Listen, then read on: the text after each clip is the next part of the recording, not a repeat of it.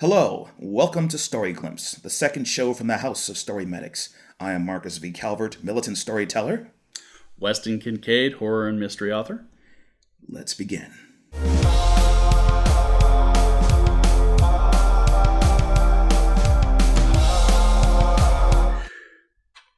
Okay, for this week, I went ahead and put together a short story called Changes. Now, this is a rough version, and we'll get into that a little bit more later. But go ahead, give it a listen, tell us what you think.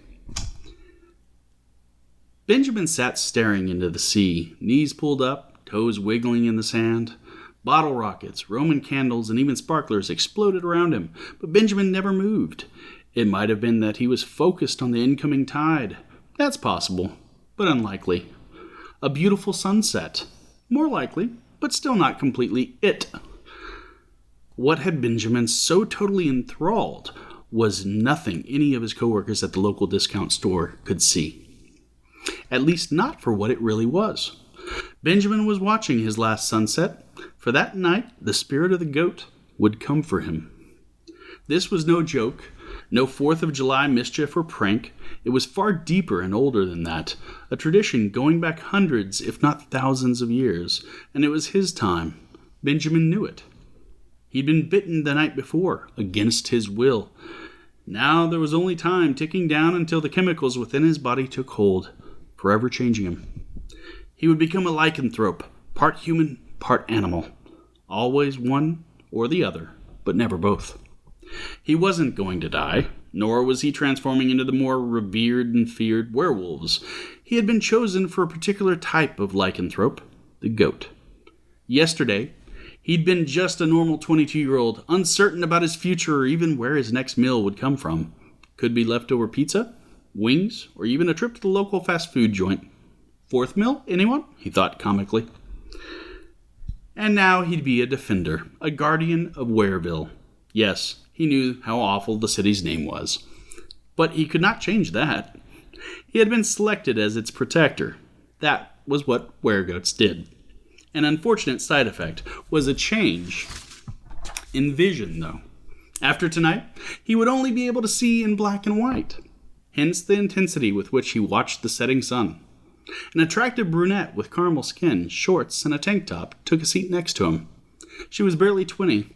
"Hey, Ben, what are you up to?" Benjamin's eyes flicked to Georgia and back, unwilling to miss even a second of the gorgeous pink and orange hues. Watching the sunset, he answered dejectedly. "Mind if I join you?" she asked. He shrugged. "Suit yourself." Settling in, Georgia inched closer while Benjamin tried not to notice. One thing he didn't have time for, especially this night, was romance.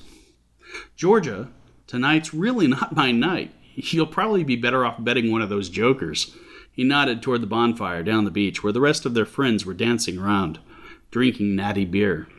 This time, it was her turn to shrug. "Not really in the mood for all that. I'd kind of like to sit here with you, if that's okay." "Works for me. Just don't say I didn't warn you." Minutes crept by as the sun's rays dwindled, pastel colors filled the horizon, and silence permeated their small portion of the beach. "Ben?" George asked.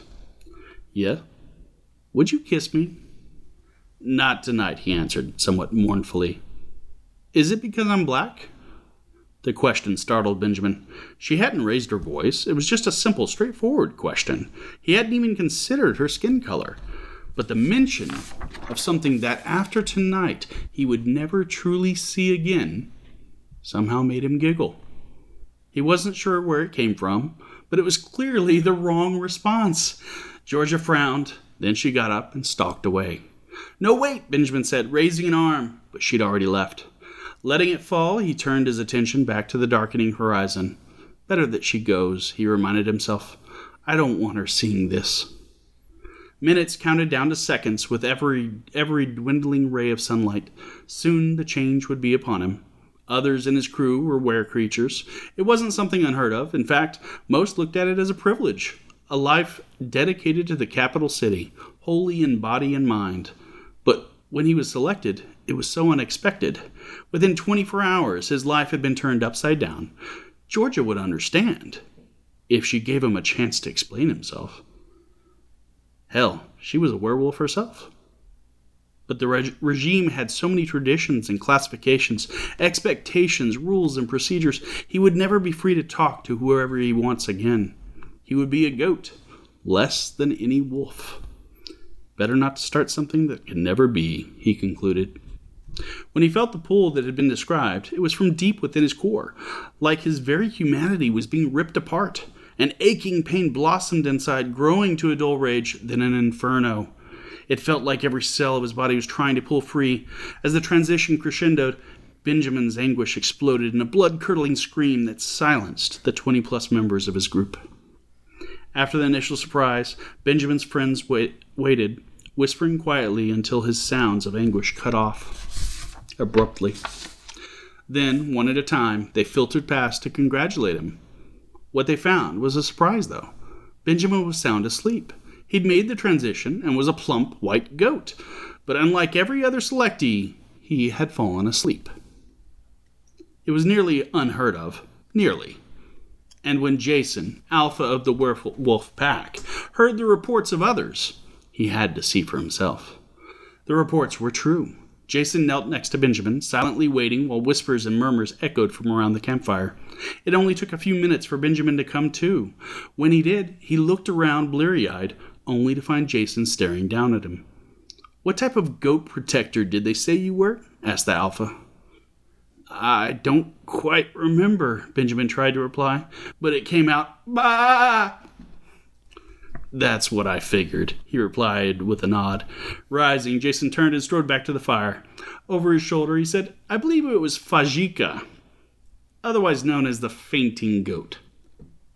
Benjamin could feel the color draining from his body. Fajika? That's what they called it. But they never mentioned fainting goats. He was stunned. He'd never even heard of them, let alone knew of Fajika.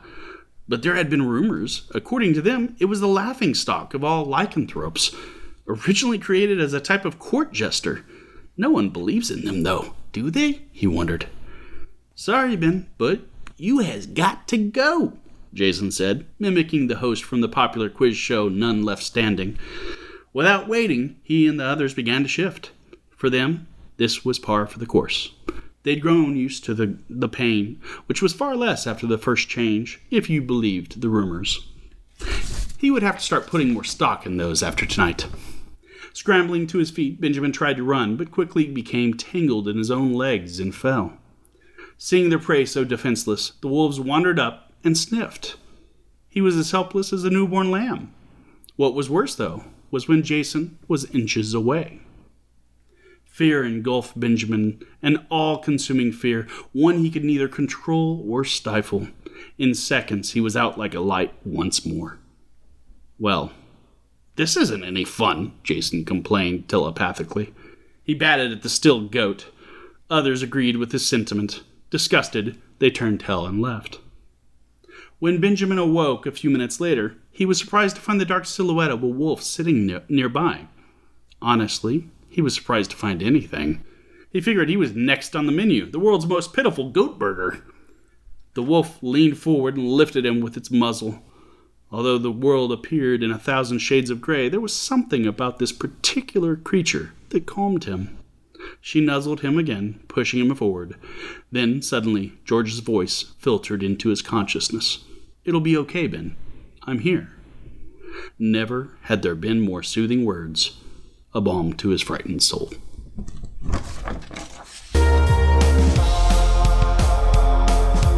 And there you have it. That was classy. Strange, but classy. Yeah, it was not my normal horror, supernatural. I mean, it was fantasy. It was light. It was light. Yeah. And you have the makings of a world and cast structure and all that stuff. Okay, here's the question. First question, what was your inspiration? Well, started off with the theme, the 4th of July. That was what it was supposed to be on. And I had it in the beginning, and I completely lost it. So, clearly I need to go back and fix some of that, because the inspiration for that, I lost track of it. Let's go back to the question. What was your inspiration for this goat story? Oh, okay, so not the theme, but beyond the theme. Originally, I was thinking, it actually went back to a dinner you and I were having back at the diner. We go to a diner and talk and shoot the breeze. Brainstorming sessions. Pretty frequently. But, no, I was thinking about werewolves. And what if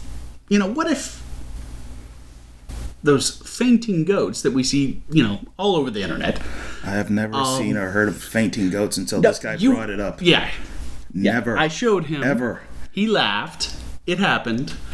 And during that conversation, there was some inspiration that came to me because I was wondering, what if I took this whole concept of a werewolf, very, very popular concept, and applied a different animal?